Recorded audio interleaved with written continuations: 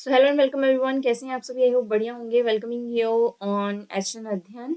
सो दो students who have joined the session, एक बार जल्दी से मुझे हेलो हाय कर दीजिए सो दैट मुझे पता चला कि भाई मेरी ऑडियो वीडियो सब कुछ क्लियर है। तो जल्दी से आ जाइएगा और क्लास को हम लोग स्टार्ट करते हैं। तो हम लोग करेंगे आज एक बहुत ही फेमस प्ले राइट। आप लोगों को बताती हूँ कि एक तो होते हैं ना विलियम शेक्सपियर, एक आते हैं हमारे पास जीबी शॉ। ठीक है, विलियम शेक्सपियर तो है ही है, मतलब जो ग्रेट राइटर हमारे हैं। ठीक है, पर जो जो जीबी शॉ है उससे भी ज्यादा ग्रेट है। ठीक है, जीबी शॉ मैं इसलिए उससे ज्यादा ग्रेट कह रही हूँ क्योंकि अगर उन्होंने मॉडर्न लिखना होगा ना, मॉडर्न, आपको अगर मॉडर्न राइटिंग डालनी होगी तो वो जीबी शॉ जरूर डालते हैं। बहुत बार मैंने ये देखा है। जस्ट वेट गाइस, एक सेकंड।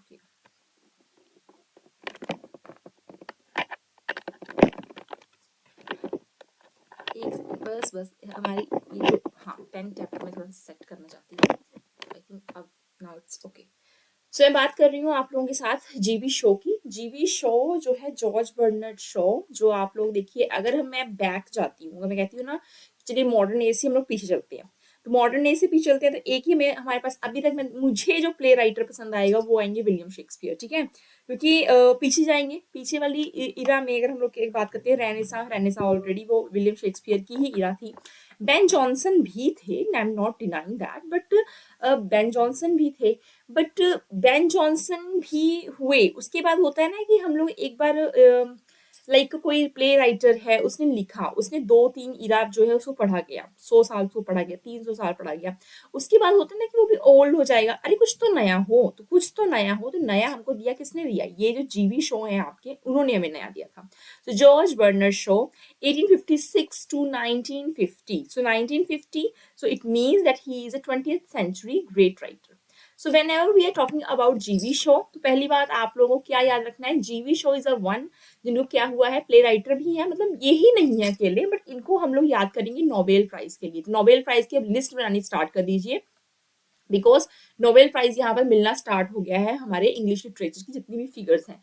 नोबेल प्राइज उन लोगों को मिलता है जो कि जिन्होंने कुछ अचीव किया है। तो नोबेल प्राइज हमारे टीएस एलियट को मिला, आर एन टैगोर को मिला। अभी हमने कल एक प्लेस को पढ़ा था, देखो कितनी जल्दी भूल जाता है मुझे, कल क्या पढ़ाया था मैंने वैसे कल देखिए आपको मैंने एक प्ले राइटर नहीं पढ़ाया था, कल पोइट पढ़ाई थी मैंने, डीएच लॉरेंस। यस, तो सन्स एंड लवर्स वो नहीं, इसके पहले मैंने एक और आपको पोइट पढ़ाया है,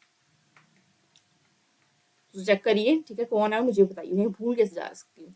1823 में उसको नोबेल प्राइज मिला है, उनको 1823 में, 1923 में, माफ कीजिएगा 1913 में डब्ल्यू बी यीट्स। मैं भी कह रही हूँ कौन सा ऐसा प्ले राइट जो पोइट है, भूल गई हूँ, नोबेल प्राइज वाला। 1930 हमारे कौन है, रविंद्रनाथ टैगोर। 1923 10 साल बाद किसको मिला था, हमारे जो है डब्ल्यू बी यीट्स। उसके बाद आते हैं 1923 के बाद 1928 पर आते हैं। तो जब 1928 पर आते हैं हम लोग, तो 1928 में किसको मिला है, इनको मिल गया था। ठीक है, और उसके बाद 1948 में टीएस एलियट। अब हमको ये देखना है कि 1948 से पहले भी क्या किसी को मिला था, क्योंकि वो आप लोगों को अब कहीं ना कहीं देखने को मिलेंगे। 20th सेंचुरी जो हम लोग राइटर पढ़ रहे हैं, और ब्रिटिश लिटरेचर में बहुत सारे लोगों को नोबेल प्राइज मिला है। ठीक है, चलिए अब चलिए स्टार्ट करें अपना जीवी शो, क्योंकि इनका एक बहुत फेमस प्ले है सेंट जॉन। तो सेंट जॉन या फिर सेंट जॉन, बहुत सारे स्टूडेंट्स इसको कहते हैं। Very famous, all the time question answer आते हैं। जीवी शो के बारे में आपको बहुत सारा कुछ पढ़ना है, इस लेक्चर में मैं आपको बताऊंगी। But one more thing is there, अब जो नेक्स्ट लेक्चर होगा उसमें सैमुअल बकेट का हो सकता है ना, सैमुअल ब्रैकेट वह उनको मैं क्लियर करूंगी आप लोगों को, साथ में उसका एक और राइटर करवा दूं, क्योंकि मेरे पास अब समय कम है। मुझे आ गया भाई, कमांड आ गई है मुझे कि कुछ सिलेबस थोड़ा सा कवर करना है, तो जल्दी कवर करना है, पर मैं ट्राई करूंगी वही करवाऊं that is suitable for your exam. Okay, तो टीजीटी पीएचडी वालों जीबी शो पढ़ लो, एंड असिस्टेंट वाले भी जो है जीबी शो पढ़े, नेट वाले तो ऑफकोर्स पढ़ेंगे ही। बॉर्न कहाँ हुए हैं, डबलिन में। अगेन ये आयरिश भी है, अभी आयरलैंड से भी है। ठीक है, in 1856 George Bernard Shaw grew to become one of the Great Britain's greatest and most controversial playwright. So he was not a simple figure, he was a controversial playwright also.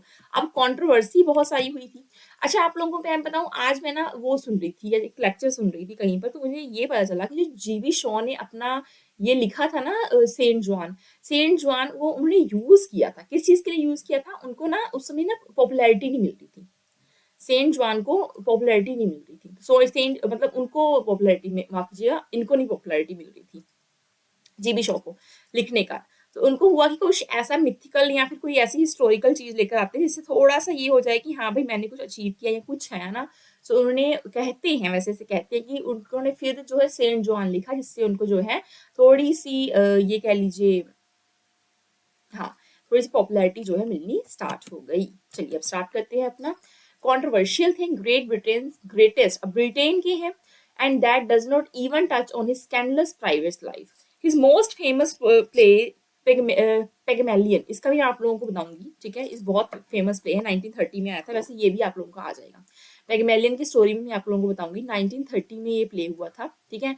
And cockney girl, story of a cockney girl who learns to pass as a lady with the help of a private tutor sound familiar. It was made into the classical musical hit My Fair Lady exactly 1 century after the author's birth. भाई याद रखेंगे, it was made into the classical music hit. इनके मरने के बाद जो है ये पेगमेलियन जो ज्यादा फेमस हो गया, ठीक है। पेगमेलियन जो है हमारे, मतलब आप लोग देखिए से आ सकता है, वैसे ये पूछ सकते हैं कि जीबी शो का प्ले कौन सा था, तो आप लोगों को याद हो जाए पेगमेलियन था। और क्या पेगमेलियन की स्टोरी में आप लोगों का करेक्टर आपको याद होना चाहिए।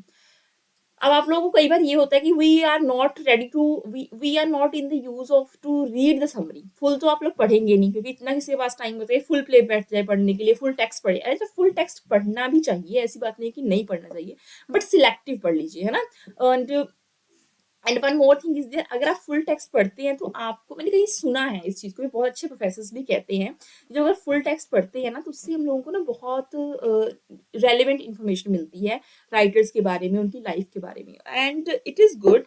बट ये होता है कि हम सारे टेक्स्ट नहीं पढ़ पाते, है ना। इतने प्लेज हैं, इतनी पोइम्स हैं, इतने आप लोगों के पास प्ले राइटर हैं, पोइट्स हैं, नॉवलिस्ट है ना। सो कैसे हम लोग सारा पढ़े, तो वी कैन यूज समरीज। अब समरीज भी लोग, आजकल लोग ना समरीज को भी क्रिटिसाइज करने लग पड़े हैं। मैंने आज ये क्या है, यूट्यूब पर किसी टीचर को कहते हुए देखा, बड़ी अच्छी फेमस प्रोफेसर है हमारी, ठीक है। उन्होंने कहा कि बहुत अच्छे चैनल पे पढ़ाती है, कहती समरीज मत पढ़ो, आप लोग ना मेन मेन चीजें पढ़ो। अरे यार समरी नहीं पढ़ेंगे तो की फैक्ट्स पकड़ कर भी क्या कर लेंगे हम लोग।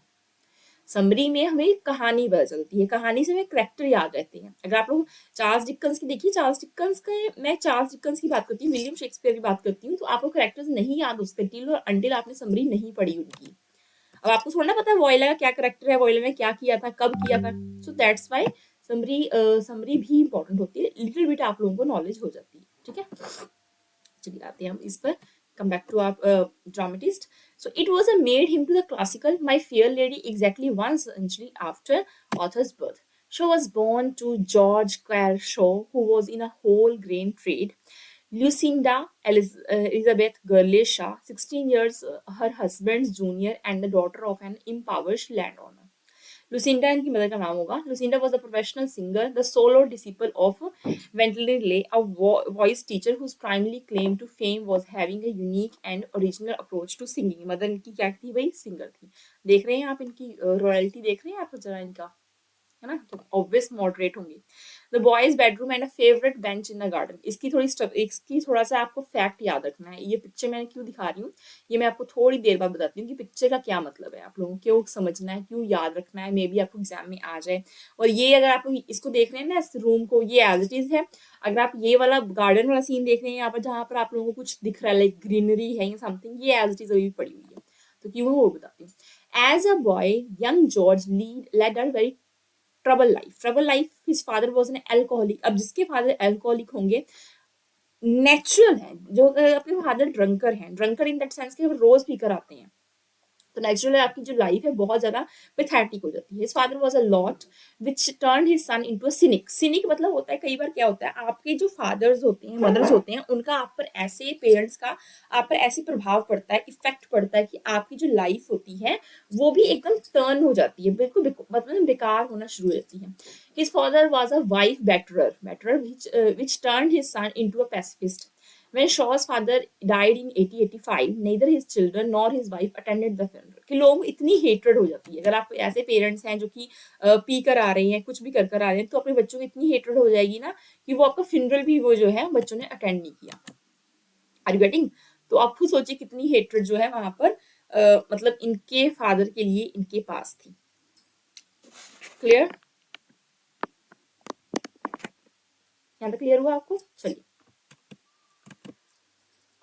His father was a wife batterer, batter होता है वाइफ के साथ लड़ना मारना उसे, तो that's why Shaw and his two sisters grew up in a relative poverty in an unfashionable part of Dublin. तो थोड़ा सा बैकवर्ड एरिया में रहे हैं और पावर्टी में इनका जो लाइफ है वो बीती है. When Shaw was just short of his 16th birthday, his mother left her husband and son moved with Wendelia Lee to London. अपने वही उनके पास चली गई थी, ठीक है ना, सिंगर के पास. Shaw remained in Dublin with his father in order to finish school, which he hated, and continue working as a clerk for an estate office, which he also hated. ठीक है, उनको अपना वर्क पसंद नहीं था. Shaw's father inherited some money and moved the family to a better neighborhood. ठीक है, 1866 में. अब इनके फादर डेथ नहीं हुई. 1866, 1885 में इनके फादर की डेथ हुई है. Shaw was enrolled in the Westland Coaxial School before transferring to a private school near Dalkey. He attended Dublin's Central Model School before gleefully ending his formal education at Dublin English Scientific Commercial Day School. So इनकी पढ़ाई का थोड़ा जिक्र है, ये नहीं आता, ऐसे मत कीजिए कि आप लोग बहुत ज़्यादा स्ट्रेस दे रहे हैं. In 1876 आपको याद क्या करना है यहाँ पर गाइस, आपको याद करना है इनके प्लेस के बारे में. यहाँ पर आपको याद करने हैं प्लेस के करेक्टर्स. फिर आप लोगों को, अगर मैंने सेंट जॉन पढ़ा रही हूँ तो आपको याद करने हैं उसके कोट्स, ठीक है. इनको आप लोगों को याद करने हैं इनके वर्क्स. तो ये जो मेन थिंग्स होती है ना किसी भी राइटर की, वो आप लोगों को पकड़नी होती है, रादर देन आप लोगों को ये नहीं, ये बहुत कम आता है ये जो है फैक्ट की कोई कहाँ से पढ़ा है. अगर आपको नहीं याद होता ना, सच में कह रही हूँ, ये बहुत कम आता है कोई कहाँ से पढ़ा है. याद क्या रखना है, बर्थ अगर आप लोग याद कर सकते हो दैट्स रियली गुड, कि आप लोगों की याददाश्त बहुत अच्छी है. अगर आप लोग जो है किसी का वर्क याद करोगे तो this is really important one, and characters of course उसके आएंगे आएंगे, ठीक है. So these are the words. As long as I have a want, I have a reason for living. Satisfaction is death. क्या satisfaction जो होती है, अगर हम सेटिस्फाइड हो गए, जिंदगी से संतुष्ट हो जाते हैं, तो डेथ कहता है वहीं पर है. In London, he lived off his mother and sister while pursuing a career in journalism and writing. So इनका जर्नलिज्म में करियर था. प्रोफेशंस आता है, ऐसा नहीं है कि किसी एग्जाम में कोई प्रोफेशन नहीं पूछा जाता. पोइट्स की जो पहले प्रोफेशन है वो याद रखेंगे. कई बार पोइट्स हमारे, बहुत सारे पोइट्स हमारे राइटर्स जो हैं, तो वो बहुत सारे क्या रहे हैं, कोई पेंटर रहा है, कोई म्यूजिशियन रहा, कोई क्लर्क रहा, कोई लॉयर रहा है, कोई ग्लव मेकर रहा है. ग्लव मेकर ऐसे फादर थे शेक्सपियर के, ठीक है. तो लोगों को ये, आप लोगों का कहीं ना कहीं एग्जाम में एक क्वेश्चन आपका यहाँ से आ सकता है. मोस्ट ऑफ द टाइम वैसे नहीं पूछना चाहिए, मेरे अकॉर्डिंग तो नहीं पूछना चाहिए यार. उसका प्रोफेशन, फादर का प्रोफेशन मत पूछो, हाँ इसका पहले वाला प्रोफेशन पूछ लो कि वो पहले क्या था. टिल और अंटिल अगर कुछ मतलब तब पूछना चाहिए अगर तो कुछ फेमस चीज है उसके बारे में. He did not return to Ireland for nearly 30 years. तो आयरलैंड, देखिए डब्ल्यू ईट्स को आयरलैंड बहुत पसंद है. अब जीबी शॉ को, डब्ल्यू ईट्स को ना आयरलैंड बहुत पसंद है. अब जीबी शॉ इतना ही आयरलैंड से नफरत करते हैं. He lived off to his mother sister while pursuing a career in journalism writing. At first he wrote prose, completing 5 novels before any of them was published. तो इन्होंने novels भी लिखी हैं. During the next 2 years, Shaw educated himself mostly at British Museum, where he used to go to appease his voluminous appetite for reading. His first novel, The Semi-Autobiographical Immaturity, was published. तो कौन सा novel इनका semi autobiographical है? That is Immaturity. And please mark this word, my mark these words, कि आपको immaturity जो है ये याद रखना कि फर्स्ट वर्क कौन था. मैंने ऑलरेडी आपको मेंशन किया है. फर्स्ट नॉवेल हमेशा याद रखते हैं, ठीक है. तो फर्स्ट वर्क हमेशा राइटर का आप लोगों को याद रखना है. A vegetarian who is eschewed both alcohol and tobacco, she found flaws in British society wherever he looked. तो उनको मतलब ब्रिटिश सोसाइटी में फ्लॉ दिखते थे. Together with friends Beatrice and Sidney Webb, he founded the Fabian Society. हाँ, राइमर्स club find out किया था. किसने फाउंड आउट किया था भाई? फाउंड किया था राइमर क्लब हमारे डब्ल्यू.बी. यीट्स ने. एबट थिएटर उन्होंने कहीं से कहीं को फाउंडर थे, है ना, मैंने लास्ट लेक्चर में बताया था. तो यहाँ पर इन्होंने फैबियन सोसाइटी जो है वो फाइंड आउट की है. Middle class socialist group that eventually boasted H.G. Wells and other prominent thinker of the day as members. तो आप लोगों को याद रखना है फैबियन सोसाइटी में H.G. Wells भी आते हैं. I think he is an American one. So H.G. Wells की बहुत वर्क जो है वो फेमस है. H.G. Wells एक वेरी फेमस वन.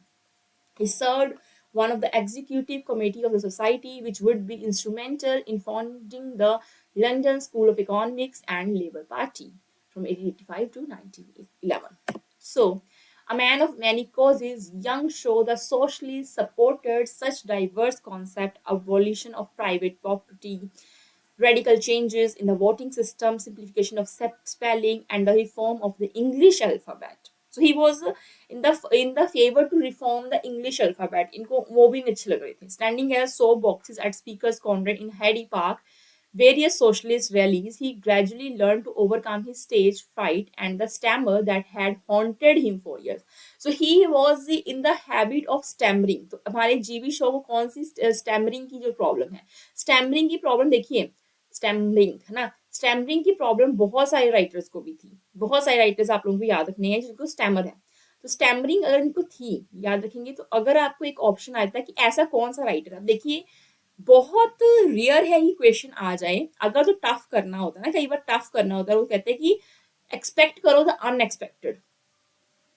नेट में क्या है, असिस्टेंट प्रोफेसर में आपको क्या होगा, एक्सेप्ट नहीं, एक्सपेक्ट द अनएक्सपेक्टेड. वो चीज आपने एक्सपेक्ट करनी है जो आप सोचते हैं कि यार कभी हो ही नहीं सकती थी, वो कैसे आ गई, वैसे ही होता है. So he developed an energetic, aggressive speaking style that is evident in all of his writing. In 1892, Shaw wrote his first play, Widower's House. So first play, what was the name of the first play? Widower's House. Key point हो गया आपका, हो गया कि नहीं हो गया बताइए. About the evils of slumlords. The play was attacked savagely by people who opposed his politics. तो भाई देखिए ये जो अटैक था ये किस पर था, ये था स्लम लॉर्ड्स पर. स्लम लॉर्ड्स वही होते हैं जो कि जो स्लम में लोग रह रहे होते हैं उनके ऊपर थोड़ा सा है ना रूल करने वाले होते हैं, उनकी बेटरमेंट के लिए रखे जाते हैं. तो स्लम लॉर्ड्स के ऊपर था, people who opposed his politics. It was then Shaw knew he was a good playwright. He must have been to have upset so many people with his social commentary. He went on to revolutionize the English theatre by concentrating his writing on various social issues at time most other playwrights were writing sentimental pap. So in 1898, Manor House, really famous one, please mark this one. In 1898, after serious illness, अब ये जो जितने भी writers हैं इनको illness बड़ी जल्दी होती है, या तो कुछ हार्ट अटैक से मरते हैं या तो कुछ टीबी से मरते हैं. टीबी से मरने वाले बहुत सारे राइटर्स होंगे, अगर आपने पढ़े होंगे. जॉन कीट्स हमारी जो है ही है ना. अभी कुछ दिन पहले जो डीएच लॉरेंस थे उनको भी टीबी हो गया था, है ना. सो ये हमेशा आप लोग फैक्ट्स याद करने हैं. अभी मैं अपने जो जितनी मेरी फ्रेंड्स हैं, अगर हम लोगों ने कभी पढ़ना होता था ना कॉलेज लेवल में, या हम लोग जब एग्जाम को क्रैक करना था, मैंने नेट को क्रैक करना था, हम लोग कैसे नेट को क्रैक किया, हम लोगों ने ऐसे नहीं करते थे. हम लोग कि पढ़ा, लेक्चर पकड़ा और लेक्चर से हमने अंडरलाइन किया और बहुत सारी चीजें याद कर ली, मगअप करना स्टार्ट कर दिया. ठीक है, रिवाइज करना है, बट रिवाइज करने का भी एक ना आप लोगों के पास फ्रेंड्स होते हैं, आपके सर्कल होता है, तो याद करते हैं. किसी को किसी का करेक्टर दे दिया कि मेरी फ्रेंड ना वैसे वाली, जैसे मैं किसी को कहती हूँ कि जो लड़की बार बार किसी को रिजेक्शन दे रही है किसी लड़के को, then she is like Maud Gonne of WE.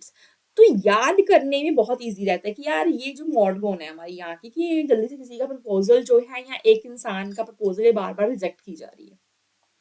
तो हम लोग कहते हैं, मैं बेलिंडा कह देती हूँ कई बार लोगों को, बेलिंडा क्यों कहते हैं क्योंकि उसको भाई मेकअप बड़ा पसंद है उस लड़की को. मैं कहती हूँ कि आर्टिफिशियलिटी में ये लड़की बड़ी रहती है. सो समवेयर अगर आप लोग ऐसी चीजें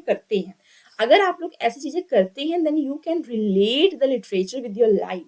सो इट इज रियली इंपॉर्टेंट. अगर आप देखिए यूजीसी नेट क्लियर करना चाहते हैं ना, तो पहली बात यही है, मगअप करना छोड़ दीजिए. इसको आप लोग जितना हो सके अपनी रियल लाइफ में आप लोग उतारिए. अभी मेरे फ्रेंड्स आते हैं, then we discuss something for the literature.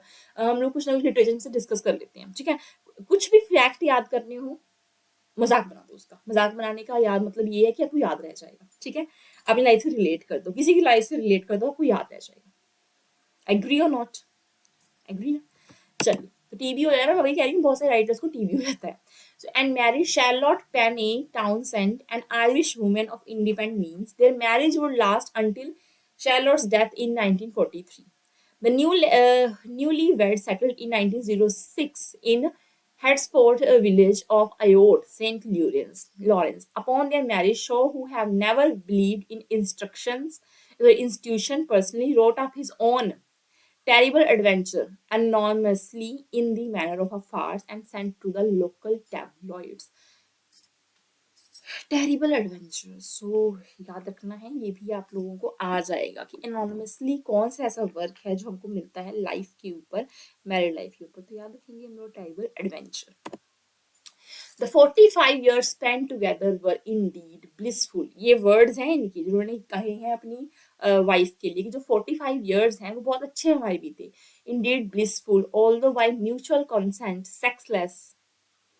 With the support of his wife's money management, Shaw was able to maintain his remarkable productivity. Toward that ends, he carried into a passionate correspondence with Mrs. Patrick Campbell, a widow and actress who was starting role in Pygmalion because no other actress was willing to say the word bloody in public, something that Shaw demanded of his lower class leading.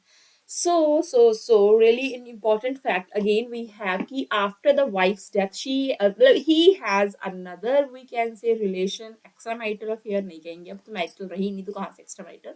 He was in the love with Pygmalion's actor, and whose name was Patrick Campbell. अब आप लोग कह भी लीजिए और कहना भी नहीं चाहिए क्योंकि ये कोई श्योरिटी नहीं होती किसी का, ठीक है. सो उसने लीड किया था उसमें. In his writing show Ever the Soapbox Orator. Ever the Soapbox Orator क्या होता है? Tackle contemporary moral problems, presented them paradoxically. बहुत अच्छे तरीके से उन्होंने प्रेजेंट किया था. Relying on irony, sarcasm of delivering his point, many of his best works, including Man and Superman, John Bull's Other Island, and Major Barbara. The story of liberated women in a Salvation Army during the Battle of Equal Rights, philosophical addresses, and the subject of individual responsibility and freedom of the spirit as they confronted the conforming demands of the society. You see things and you say why, but I see things never were. I say why not. ठीक है. सो भाई ये important है कि you see things and you से Y, कि अगर आप लोग कोई चीज देखते हो आप कहोगे क्यों, but I see things never were, जैसे मैंने कभी देखी ना हो, एंड आई से क्यों नहीं, क्यों नहीं ये चीज हो सकती है ना. So this is there. Wait for moment. Next तब तक आप लोग देखिए.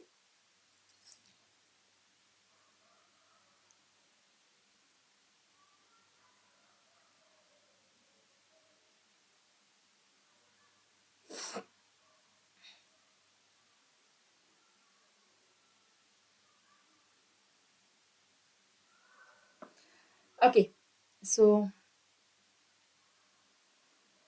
Shaw's dramatic output screeched to a halt. He provided only one major play during the World War, Heartbreak's House. ठीक है.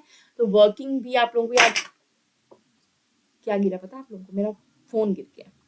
सो हार्टब्रेक्स हाउस, ठीक है. World war one play during the World War. He produced only one major play during the World War One, that is Heartbreak's House. हम लोगों को पेगमिलियन पता है, इनका फर्स्ट प्ले आप लोगों ने अभी तक देखा होगा. पेगमिलियन देखा हम लोगों ने, फिर हम लोगों ने भी इनका फर्स्ट प्ले देखा था. कौन सा था वो? नहीं पेगमिलियन नहीं था. मैंने कहा था फर्स्ट प्ले. अरे अरे अरे अरे, ये तो सोसाइटी है. इमेच्योरिटी इनका नॉवेल है गाइस. फर्स्ट प्ले ढूंढिए, जल्दी से ढूंढिए. विडोवर्स हाउस, ठीक है. प्लीज याद रखिए.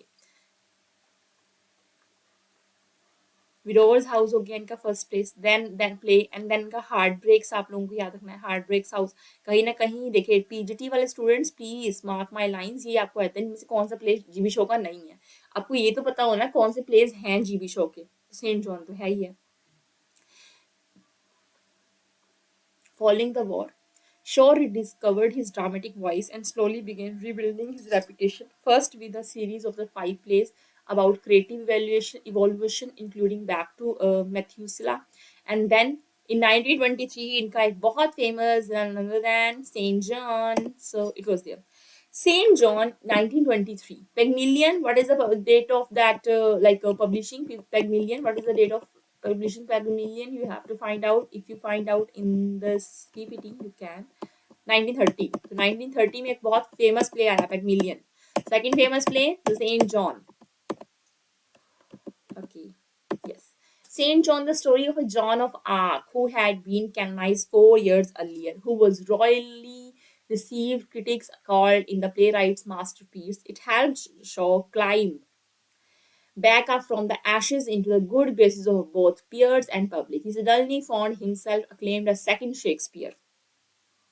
Already I have told you कि मैं in the beginning of the class कि भाई देखिए, शेक्सपियर याद है अभी तक आप सभी को. हमने पुराना एक राइटर पढ़ेंगे एलिजाबेथन एज का, तो हमारे बेन जॉनसन कुछ लोग कहेंगे ma'am Ben Jonson was also great. I know Ben Jonson was very great writer, very great play writer, but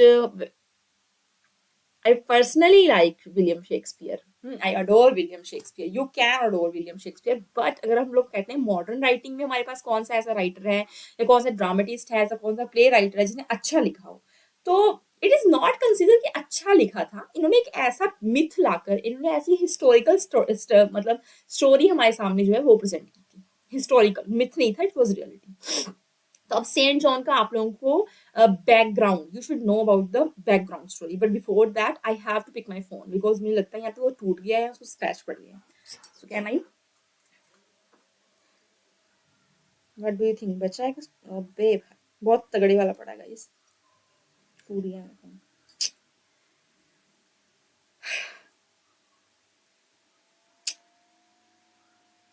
and guess what, इसका जो साइड वाला बटन है ना वो खराब हो गया था, बट अब जो है वो ऑन हो रहा है.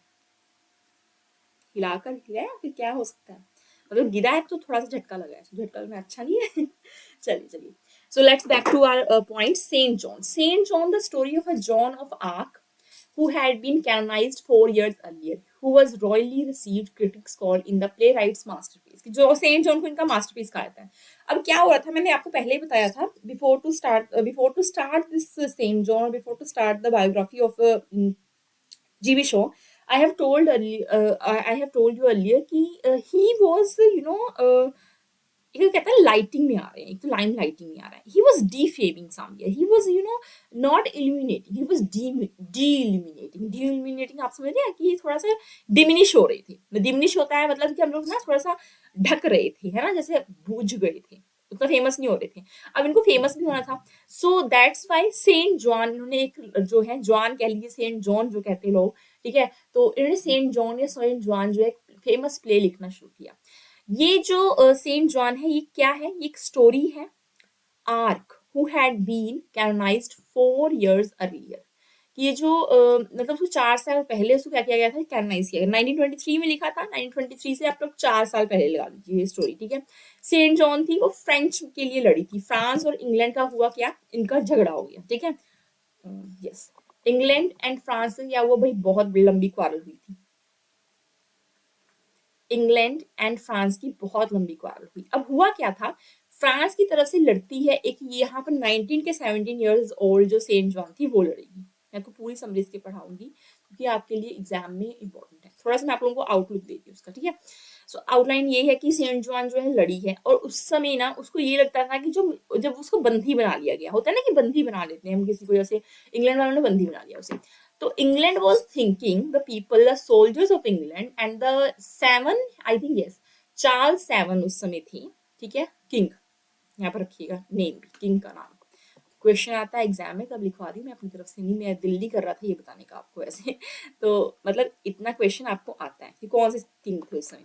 तो चार्ल्स सेवन किंग थे. तो चार्ल्स सेवन ने इनको जो बंदी बनाया, चार्ल्स सेवन ने इसको मतलब ये देखा, पहले पहले लोगों ने ये कहा कि this girl is not a soldier, it's she is considered as a witch, के जादूगरनी है या एक मतलब विच है.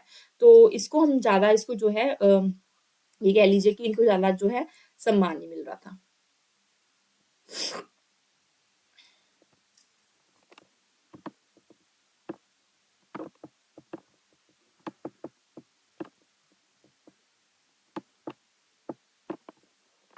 इसको ज्यादा सम्मान नहीं मिला. अब जब हम सम्मान नहीं मिलता ना, होता क्या है उसमें, अब इस केस में क्या होता है, तो ये ना प्रिडिक्शन करना स्टार्ट करती है. ये कहती है 3 सारी चीजें कहती है कि मुझे गॉड ने कहा हुआ है ये सारी चीजें कहने के लिए. लेटर ऑन लोग इसकी जो सच में लोगों को पता चलता है कि ये विच नहीं है, she is a saint, she was a saint. इसको जला दिया जाता है, जिंदा जला दिया जाता है उस समय. क्रुएलिटी चरम पे होती है ना, जब हमारा दिमाग खराब होता है तो पूरा क्रुएलिटी, क्रूअल तो हुए ही थे हम लोग, है ना. तो उसको क्या कहता है, बर्न किया जाता है, लाइव बर्न, मतलब कि जिंदा जला देता है. बट इसका हार्ट नहीं जलाया जाता क्योंकि on that time it was famous कि जो हमारे जो विचेस होती हैं उनकी हार्ट को नहीं हम लोग टच करते हैं, नहीं जलाते.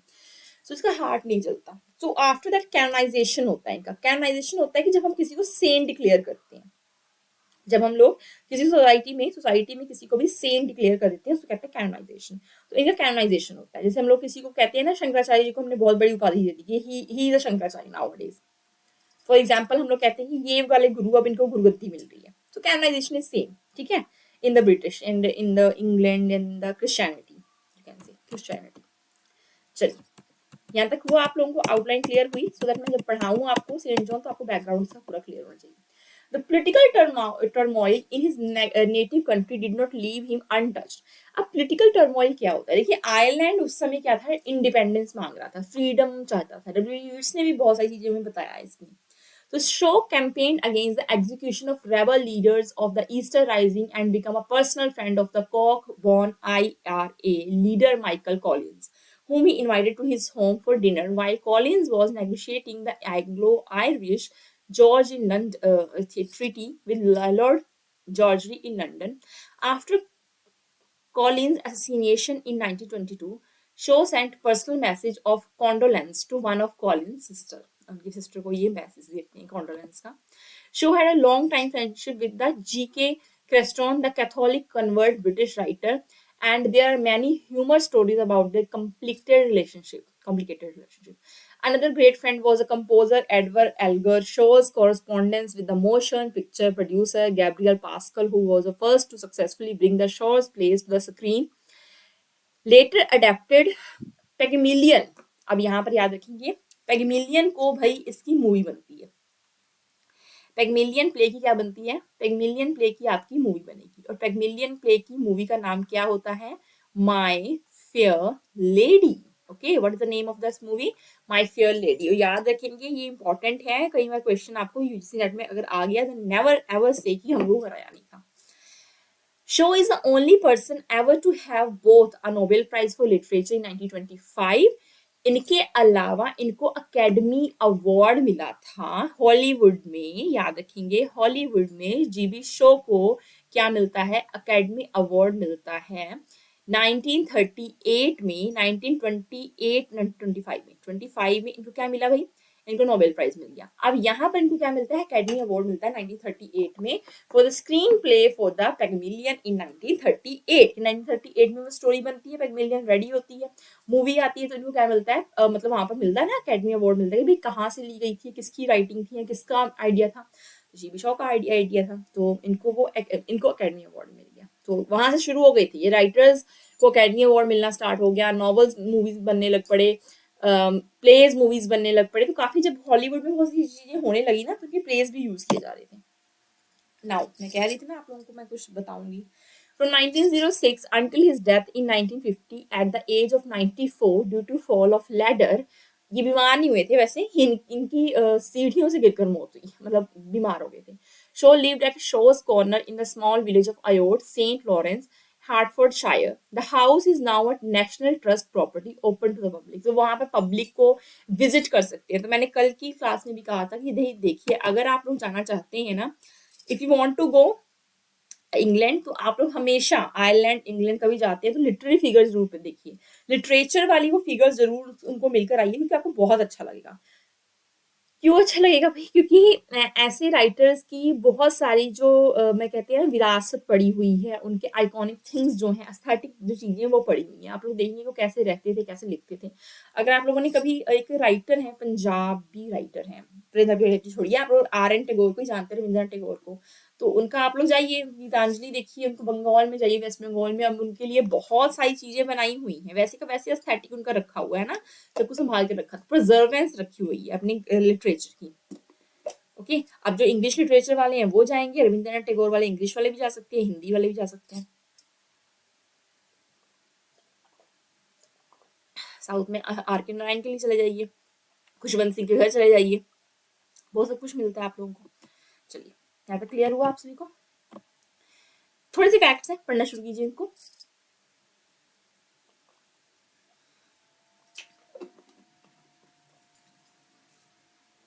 मैंने कहा ये फैक्ट्स ना ये याद रखिए, एग्जाम में आते हैं, तो वाले फैक्ट्स हैं आपके, स्टार्ट कर लीजिए पढ़ना इनको। कि बर्नर्ड शॉ ने बिगिन किया था लिटरेरी करियर किस नॉवल से? इमेच्योरिटी, 1879 में, बट ये फेल हो गए थे, उनको पब्लिशर नहीं मिला था उस समय, सो इनका पब्लिश हुआ था 1931 में। इमेच्योरिटी नॉवल से इन्होंने लिटरेरी करियर स्टार्ट किया था। अब ये ना हो कि हमको करवाया ही नहीं था। फर्स्ट नॉवल पूछ सकते हैं आपसे एग्जाम में, क्योंकि आप लोगों ने शो को ड्रामेटिस्ट याद रखा है। अब आपको ट्विस्ट देने के लिए, जब एग्जाम वाले लोगों को ट्विस्ट देना होता है ना, तो वो ऐसे पूछते हैं एग्जाम में, जब ट्विस्ट देना होता है ना, तो आपको राइटर ऐसे पूछ जाता है ये बताइए उसका फर्स्ट वर्क कौन सा था, तो फिर आप लोग बता पाओगे ना कि हाँ हमें पता था, इमेच्योरिटी था। आपने अपनी इमेच्योरिटी नहीं दिखानी वहां पर, आपको मेच्योरिटी दिखानी है। George Bernard Shaw sent to write casual bias, profession, and unsocial socialist, the irrational knot, loving among the artists, love among the artists. All five of his novels would go to be published, although they were rejected in the beginning. Beginning में इनके सारे novels जो थे that had been faced rejection. चलिए. As a theatre critic, George Bernard Shaw was published Saturday Review in 1895. He was also a critic. So he was a critic of theatre. तो उन्होंने अपना Saturday review जो है उन्होंने 1895 में publish किया था 1895 George Bernard Shaw became one of the founder of London School of Economics Political Science due to his passion for humanitarian politics. He also held his Independent Labour Party. So Independent Labour Party में इन्होंने थोड़ा सा contribution दिया 1893 में. याद रहेगा ये आप लोगों को fact. George Bernard Shaw married Charlotte Penny Townsend 1898, a woman he met while working the Fabian Society. किस सोसाइटी के थे, कौन सी सोसाइटी फाइंड आउट की है इन्होंने, फैबियन सोसाइटी फाइंड आउट की है. प्लीज रिमार्क कर लीजिए, ये आता है क्वेश्चन में, एग्जाम में. Promote gradual spread of socialism by peaceful ही means. G.B. Shaw became a borough councillor to Metropolitan Borough and of St. Pancras in 1900, but did not want to use a label as he was not sure which he belonged to. He resigned in 1903. Shaw's plays were performed for the first time 1819 में हुए थे. By 1900 he was established playwriter with 63 plays लिखी हैं. देखिए लिखे तो इन्होंने William Shakespeare से ज़्यादा प्ले हैं, बट विलियम शेक्सपियर फिर भी हमारे क्या कह सकते हैं, है ना. जो Bernard Shaw wrote the play Caesar and Cleopatra. उन्होंने कौन सा यूज किया था, एंटनी एंड सेलोपात्रा, याद रखेंगे, ठीक है. Caesar and Cleopatra in 1901 Androcles and lion in 1912. Major Barbara the play he wrote 1901 is successful, कहते हैं उसको वर्कर है. तो मेजर बारबरा भी याद रखेंगे किसका प्ले है, जीबी शो का. क्वेश्चन आ सकता है कि इनका मोस्ट सक्सेसफुल वर्क आएगा, क्वेश्चन इस पर आएगा. मेजर बारबरा के आपको इसमें करेक्टर नहीं पूछेंगे. मेजर बारबरा नहीं याद रखते लोग, जैसा कोई प्ले था ऐसा कुछ याद रखने वाले वो नहीं है. In 1921, George Bernard Shaw wrote back to Methuselah, and in 1923 he wrote Saint John in his masterpiece. तो masterpiece किसको कहा गया भाई, Saint John को ही masterpiece कहा गया. After 1906, Bernard wrote most of his works in movable hut in his garden of Shaw's Corner. He wrote Pygmalion there, among many other works. So Pygmalion भी इनका एक फेमस वर्क है. अगर मैं इस लेक्चर में ना पढ़ा पाऊँ तो please go for the summary of Pygmalion. Pygmalion की समरी पढ़ लो, ठीक है. George Bernard Shaw was born, Nobel prize मिला था 1925 में at the age of 68. Fact है 1925 में मिला. हम भाई खुश हो जाएंगे, वी नो कि हमें जो 1925 में इस राइटर को नोबेल प्राइज मिला. भाई मिला तो है, बट किस एज में मिला है, क्वेश्चन आ गया तो क्या कहोगे. 68 की एज में बूढ़े हुए थे.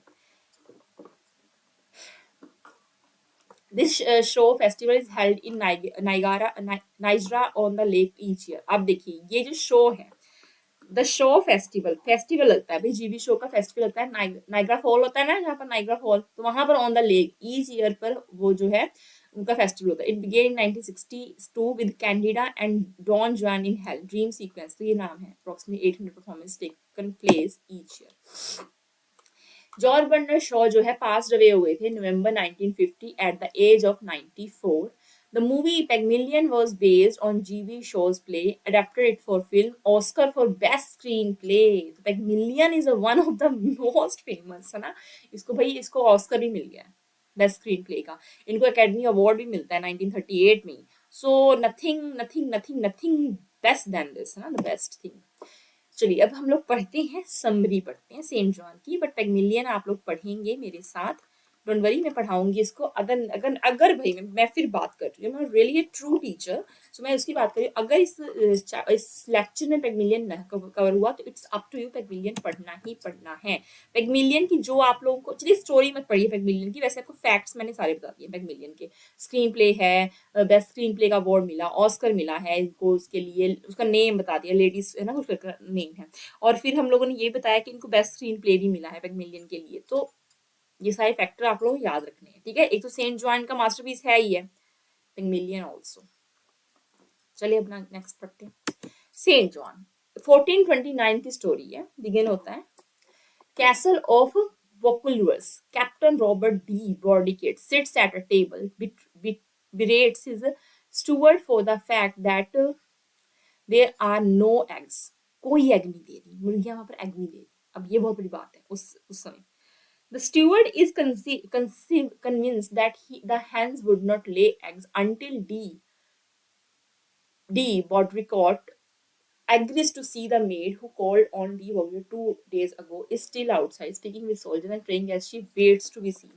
अब सोल्जर्स को ये बंधी हुई लड़की कह रही है कि भाई मुझे कैप्टन डी रॉबर्ट डी बॉड्रिकॉट से मिलना है। तो वो कह रहे हैं कि जब तक वो तुमसे नहीं मिलेगी ना, जब तक वो जो सॉरी चिकन्स जो है वो क्या नहीं देंगे भाई, वो एग्स नहीं देंगे, ठीक है। Reluctantly, D. Baudricourt sends for her. She is a Joan of Arc, a simple country girl of 17 or 18 years. ठीक है, dressed in men's clothing with a persuasive confidence about her. ठीक है, वो 17 to 18 years की है। मैंने आपको पहले कहा था बहुत ही माइनर एज की थी वो। मैन की क्लोथिंग पहनी हुई है क्योंकि she was soldier ना in the war. Persuasive confidence about her, she informs D. Baudricourt that must give a horse, armor, soldier, send her to Dufflin कि मुझे डफलिन में भेज दो, डफलिन नहीं डफलिन में भेज दो। She is on mission to raise the seas of Orleans.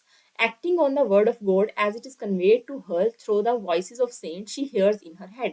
कहती मुझे, मैं अपने आप से नहीं कह रही, it is said by God। कहती ये जो words है ना, ये word जो है गॉड के, to raise the siege of, मैं वहां पर जाना चाहती हूँ, पार्टिसिपेट करना चाहती हूँ उस वॉर में, वही डॉफिन भेज दो। ये सेंट्स के नहीं कहेंगे। D Walcott balks at being ordered around by a young girl, but John would not be refused. She tells him that two soldiers, Bertrand Deep or Lindry and Monisha George of have promised to support and accompany her in her journey. ये लोग मुझे जो है promise कर चुके हैं और ये मेरी जर्नी में मेरे साथ जाएंगे। Reluctantly, D. Baudricourt yields to John's demand. Stop करता है भाई, चुप करता। John and her soldiers depart for Chinon to meet with the Dauphin. After they leave, the steward rushes in to inform D. Warrior that the hens ने जो है अब जो है एग्स देने शुरू कर दिए। उन्होंने कह दिया कि जो उसने कहा था ना जब तक वो मेरे से मिलेगा नहीं, डी वॉड्रिकॉट बात नहीं करेगा तो हैंस जो है वो एग नहीं देगी। अब वो कह रहा है ना, the hens have started to lay the eggs which D. Baudricourt sees as a proof that George really was sent by God. But उस समय लोगों को लगता है ये विच थी यार, ये जादू कर रही है। Shall I hide my picture for you just because हम लोग पढ़ना चाहते हैं ना, तो मैं हाइड कर रही हूँ पिक्चर इसके कारण, ठीक है।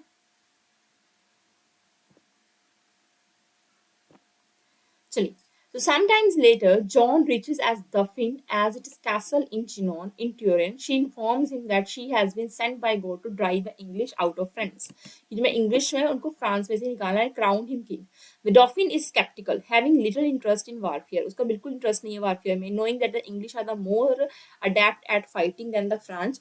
But things are so dire that France really has nothing to lose. उसके पास मतलब कहता है कि इतना सब कुछ बेकार हो गया कि जो फ्रांस है उसके पास कुछ है ही नहीं, है ना, लूज करने के लिए या मतलब खोने के लिए कुछ नहीं है। John eventually convinces him to let her command his army. उसको कहती है कि भाई मुझे जो है आर्मी जो है उसको कमांड करने दो, मैं लड़ूंगी। अब क्या लगता है आपको, कोई भाई इसको होगा कोई भी देने के लिए, है ना, कमांड नहीं देगा। John and her army reach Orleans, ठीक है, कहाँ भाई वो पहुंचते हैं, ऑर्लियंस में पहुंचते हैं। On April 2949 on the river Loire, she meets Dunius. किससे मिलती है? Dunius, the bastard of Orleans. John is impatient to begin fighting, which Dunius regarded as overconfident and foolish. उससे साथ लड़ना शुरू करती है। Dunius कहता है, tells her that the English are across the river, but he is hesitant to strike before the wind changes direction. कि मैं आगे जाना चाहता हूँ। As they must travel up the river and attack the English from the rear. कहता वहां से हम लोग जो है इंग्लिश लोगों की तरफ, इंग्लैंड की तरफ जो है अटैक कर सकते हैं, क्योंकि she was in the France army ना। So Junius has prayed incessantly for a west wind but no avail. John joins Junius in praying. अब वो वेस्ट विंड को कहता है कि भाई विंड चले तो हम लोग जो है उन पर अटैक कर सके। अब वेस्ट विंड के लिए वो प्रेयर करना शुरू करता है। अब प्रेयर किसकी कामयाब होगी? डॉन जुआन की। भाई वो करेगी जब सेंट जुआन जो है वो करेगी प्रेयर। फिर shortly after cease, John's page announces servant. What do you mean by page? Servants. Servant. With all that the wind has changed. किस change हो गई है। Dion sees that this evidence that John is sent from God, prepared to fight the English. ठीक है, ये जो evident था, ये बहुत इंपॉर्टेंट फैक्ट था, जो पता चलता है कि जो हमारी सेंट जॉन थी वो एक सेंट है। सच में ये जो जॉन थी एक सेंट है। Sometimes later, at a tent at an English camp, John D. Stonewall, the chaplain, the Earl of Warwick, discuss, बहुत इंपॉर्टेंट आपका कैरेक्टर है Earl of Warwick, डिस्कस करते हैं, discuss John. They believe that she must be a witch. अब लोगों को होता है ना ऐसा करने लग पड़ती है कि यार इसको बहुत पता है, इसको सब कुछ पता है, तो कहते हैं कि maybe she is a witch. As there is no other way to explain the French sudden rush of military victories, कि कैसे ये सारी चीजों को मतलब डिक्लेयर की जा रही है, प्रोटेक्शन की जा रही है, तो कुछ तो है इस लड़की में, है ना, कुछ तो है, कुछ खास बात है, कुछ तो है भाई, इसको इतना कैसे पता है। So Peter Conchal, the bishop of Beauvais, enters. Caution and Warwick discuss the problem. ठीक है, इसे डिस्कस करते हैं। John present for their prospective institutions. Caution believes John is guilty of heresy and as a churchman. Oh my God! And he believes that he has the obligation to make sure she recants and saves her soul from damnation. He acknowledges the danger John and her ideas pose for the church. उसको कहते हैं कि भाई ये church के लिए सही नहीं है, लड़की जो है ना, क्योंकि ये है विच, तो जो विच होगी या प्रिडिक्ट करती रहेगी तो फिर लोग जो है कितना ही श्योर होंगे, लोग जो है कितना ही श्योर होंगे कि भाई जो भगवान भी होते हैं, लोग श्योर नहीं हो पाते ना, फिर लोग इसको पूजा करना शुरू कर देते हैं। यहाँ पर जीबी शो ने ये भी दिखाया है कि उस समय के जो लोग थे सेंट को सेंट डिक्लेयर करने में भी डरते थे। जस्ट बिकॉज कई बार होता है ना कि जब हम किसी को सेंट डिक्लेयर कर देते हैं, लोगों का भगवान से प्रति जो है थोड़ा सा हटकर वो भगवान दूसरे को मानना शुरू कर देते हैं। ये भी फैक्ट हो सकता है, कुछ पॉलिटिक्स का भी फैक्ट हो सकता है। Okay, so this was there. So churchman, and he acknowledges the danger John and her ideas pose for the church. John's relationship to God is unmediated by the church. She believes that she can talk to understand God's word without help from the church. कहती है कि मैं जो है भगवान से बात कर सकती हूँ, मैं भगवान के वर्ड्स को अंडरस्टैंड कर सकती हूँ, मुझे चर्च की हेल्प नहीं चाहिए। एंड दिस थ्रेटन, ये थ्रेटन करता है। मेन चीज क्या थ्रेटन की चर्च को, कि भाई इस चर्च की जरूरत ही नहीं है। चर्च जो है एक डोमिनेशन होता है। फॉर एग्जाम्पल अगर हम लोग देखिए किसी संत के अखाड़े में जाते हैं, आप लोग देखिए ना, मैं कह रही थी मुझे नहीं जरूरत किसी भी संत की, मुझे कोई जरूरत नहीं है गुरु धारण करने की, मैं भगवान ही गुरु है, मैं भगवान से बात करके मैं आपको बता सकती हूँ। तो उस समय जो लोग हैं वो चीजें नहीं बता सकते थे। तो ठीक,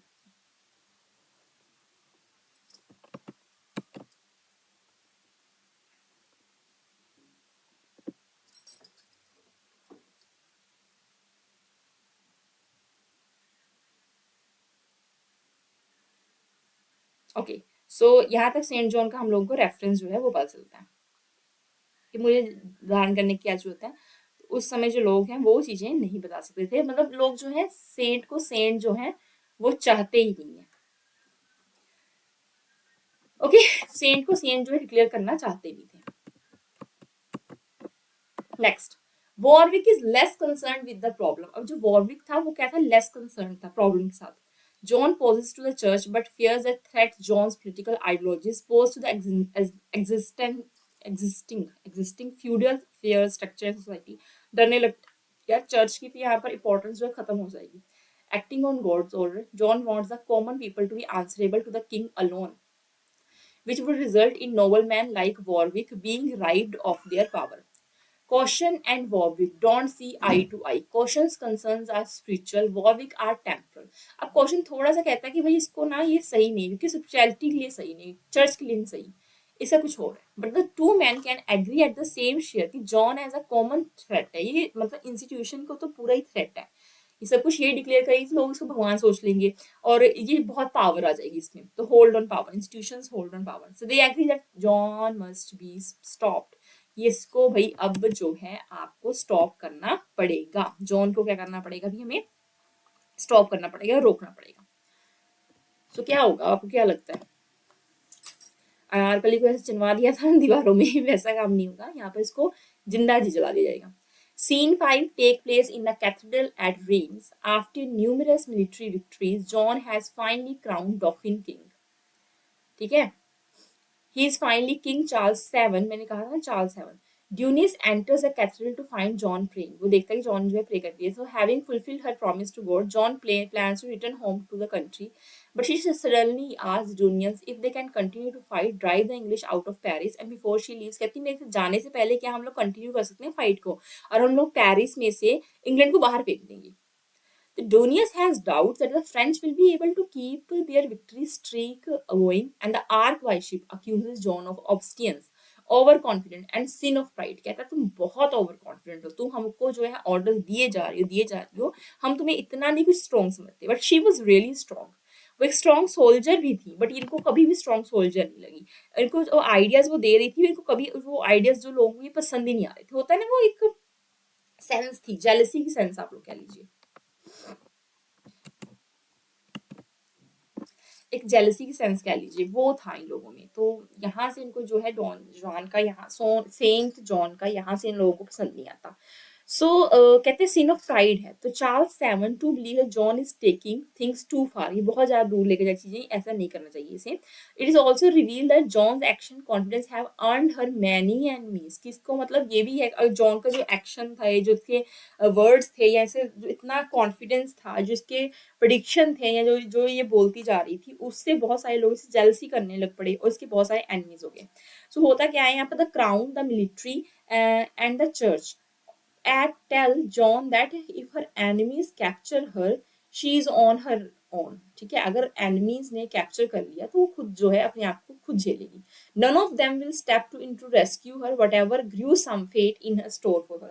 कहते अगर enemies ने मतलब इंग्लैंड के लोगों ने तुम पर अटैक कर दिया, तो कहते हम नहीं तुम्हें बचाने आएंगे, जो तुम कर रही हो ना वो तुम जानो, मतलब इट्स अप टू यू. वो तो है ही, सेम टू से यह मतलब है ना.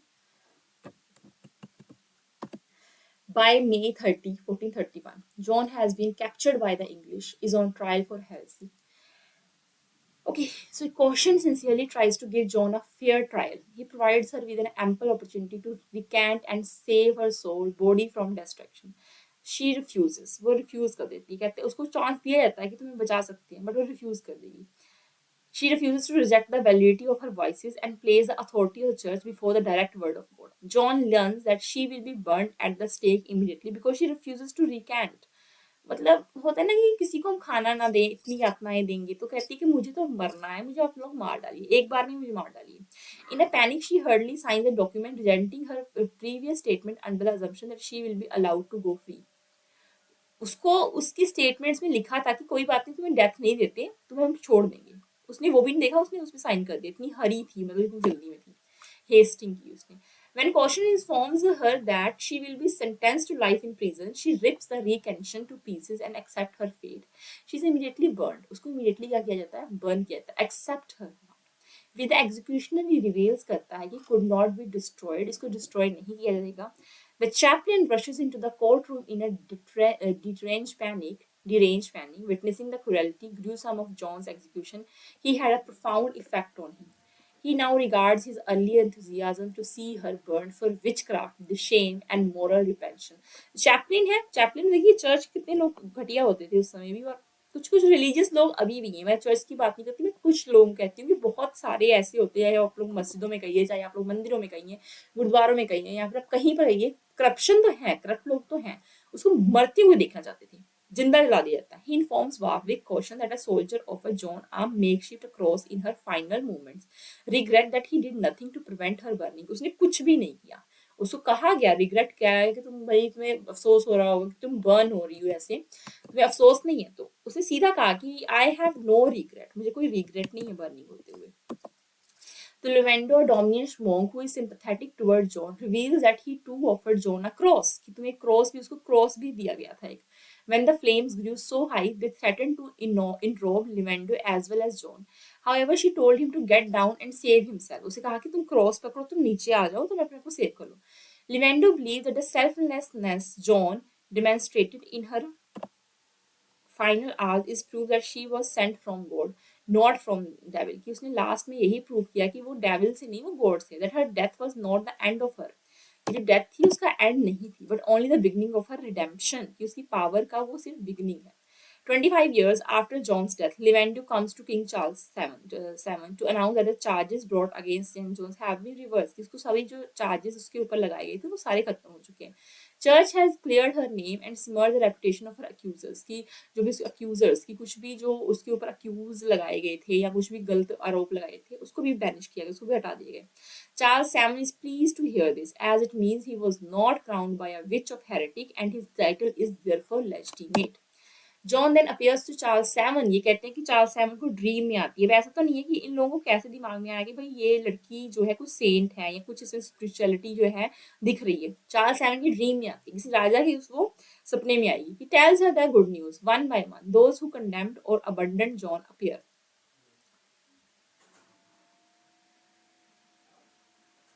Finally, a gentleman in 1920s clothing appears, informs the room that the church has canonized John 500 years after the execution. Church जो होता है उसको कैनोनाइज करना स्टार्ट करते हैं, कैनोनाइज किया था, बट कितने ईयर्स के बाद? 500 ईयर्स के बाद. Everybody praises her, apologizes for doubting her. When John asks whether she should come back to the life and join them, मतलब उसने पूछा, उसको जब सपने में आई तो स्पिरिट को पूछा कि भाई तुम आना चाहोगी, तो उसने क्या कहा? Cries out in despair, "Oh God, made this beautiful earth, when will be ready to receive the saints? How long, oh Lord, how long?" बहुत इंपॉर्टेंट लाइन है. उसने कहा था कि ये जो यूनिवर्स बनाया है गॉड ने, कब जो है मतलब सेंट्स को रिसीव करना स्टार्ट करेगा. तो कहता मैं तो वापस नहीं आऊंगी, जो वर्ड है वो रेडी नहीं है सेंट को अच्छी तरीके से रिसीव करने के लिए. वर्ड जो है वो रेडी नहीं है, तो कहती मैं क्यों आऊंगी. ठीक है. So these all are the facts of saint John. One more thing you should know about saint John, कि कितने एक्ट्स की स्टोरी थी, है ना. सो ये जो प्ले है saint John, how many acts, एक एपिलॉग आता है लास्ट में आता है, तो वो कंप्लीट है. आप लोगों को ये तो चीज है ना, सेंट जॉन टोटल आप लोगों को ये पता होना चाहिए इसमें एक्ट कितने थे.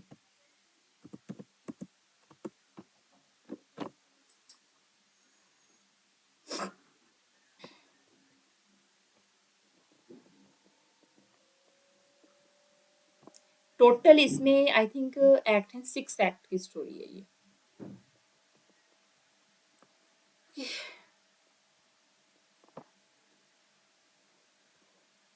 फाइव नहीं, फाइव सीन्स है, ओनली 5 सीन्स, सॉरी 5 सीन्स है, और आफ्टर दैट एक एपिलॉग आता है. ठीक है.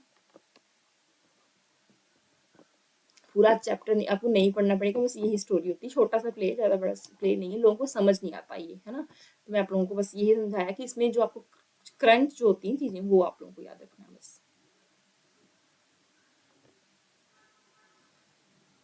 Okay, now 6 scene 6. Okay, 5 scenes, 1 epilogue. Okay, याद रखेंगे. Complete this much. तो सेंट जॉन को हमने कंप्लीट किया है. आई होप आप लोगों को क्लियर हुए होंगे सारे फैक्ट्स. तो क्लासेस कल मैं लेकर आऊंगी आपको सैम्यूल, ठीक है, और एक और लेकर आऊंगी जिन्होंने, अच्छा मुझे ये बताइए वेटिंग फॉर गॉडवर्ड की नहीं कहता, अब वो पढ़ेंगे. ठीक है, कि उस समय ये चीजें प्रिवेल होना शुरू हो गई थी. तो एक बार आपको बताती हूँ कल किसकी क्लास होगी.